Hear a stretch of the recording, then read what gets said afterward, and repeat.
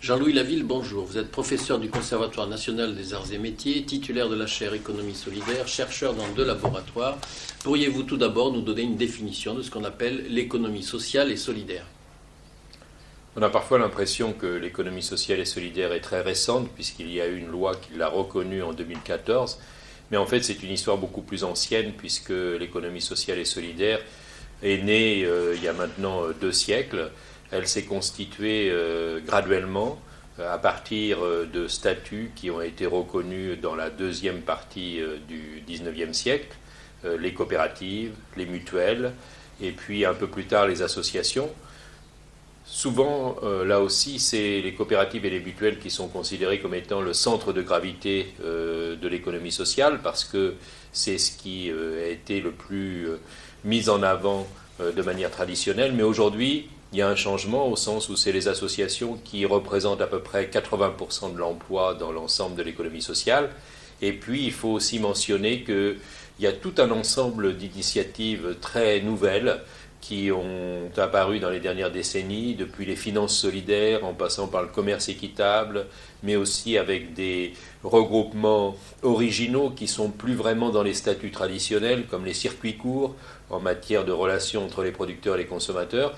Et ça a constitué une autre façon d'aborder la question qui renvoie à l'économie solidaire. Donc aujourd'hui, économie sociale historique, économie solidaire plus émergente, il y a la tentative d'arriver à composer un ensemble qui soit cohérent, l'économie sociale et solidaire, et qui constitue une composante de l'économie d'aujourd'hui, de l'économie de demain.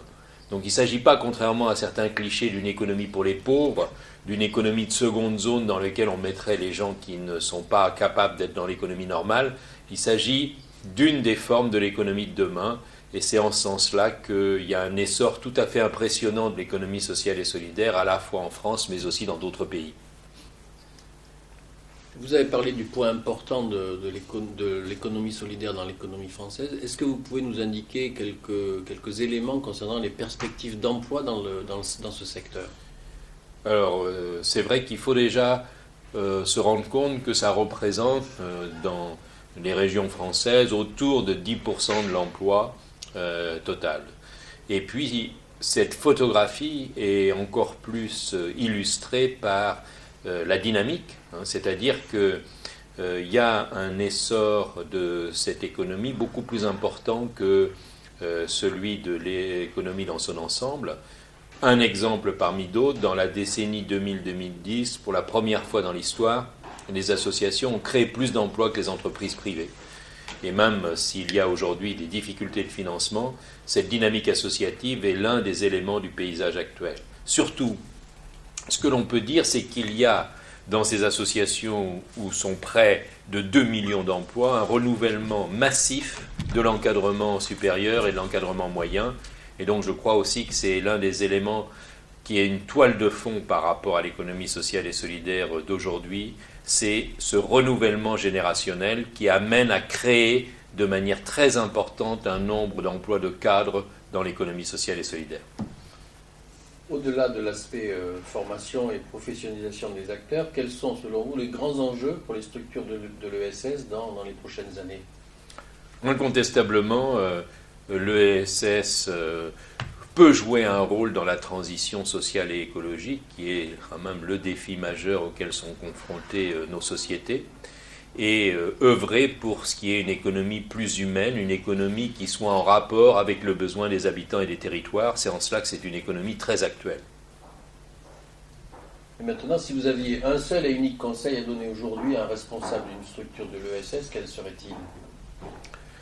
Ce serait d'arriver à trouver des outils qui soient adaptés à la spécificité de la structure dans laquelle il est.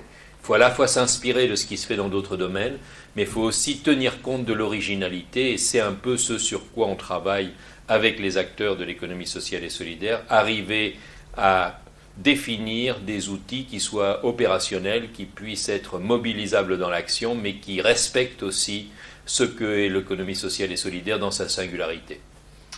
Et pour finir cet entretien, l'avenir de l'ESS, vous le voyez comment?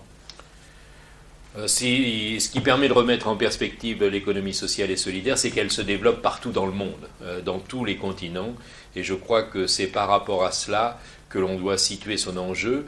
Alors il y a des formes d'institutionnalisation qui sont très différentes suivant les pays, mais malgré tout il y a un phénomène d'ensemble.